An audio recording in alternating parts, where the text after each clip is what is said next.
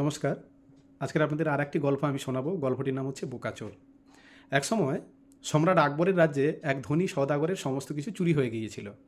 সেই শোকগ্রস্ত সওদাগরটি তখন রাজদরবারে গেলেন এবং সাহায্য চাইলেন। তখন আকবর বীরবলকে সেই চোরকে খোঁজার জন্য বণিককে সাহায্য করতে বললেন। সেই বণিকটি তখন বীরবলকে জানালেন যে তিনি তার একজন ভৃত্যকে এই ব্যাপারে সন্দেহ করেন। সেই বণিকের কাছ থেকে কিছুটা ইঙ্গিত পেয়ে বীরবল বণিকের সকল ভৃত্যকে ডেকে পাঠালেন এবং তাদেরকে সকলকে একটি সারিতে দাঁড় করালেন।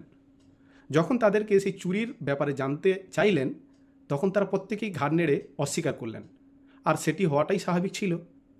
এরপর বীরবল তাদের সকলকে সমান মাপের একটি করে দণ্ড দিলেন। তারপর চলে যাওয়ার সময় তাদের সকলকে বললেন যে যেই ব্যক্তি সেই বণিকের ধন সম্পত্তি চুরি করেছে তার দণ্ডটি আগামীকালের মধ্যে 2 ইঞ্চির মতন বেড়ে যাবে। এর পরের দিন যখন তিনি বীরবলের সেই সকল দণ্ডগুলি পরীক্ষা করে দেখার জন্য বণিকের সকল ভৃত্যকে ডাক পাঠালেন, তখন তিনি দেখলেন যে একজন ভৃত্যের দণ্ডটি 2 ইঞ্চি মতন ছোট। এরপর যখন সেই সওদাগরটি বীরবলের থেকে জানতে চাইলেন চোরটিকে ধরে ফেলার রহস্যটি, তখন বীরবল উত্তরে বললেন যে সেটি খুবই সহজ ছিল।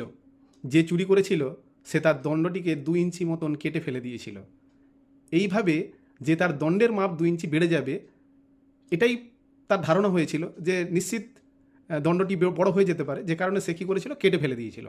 তো নীতি কথা হলো, সত্যের জয় সর্বদাই বিরাজমান।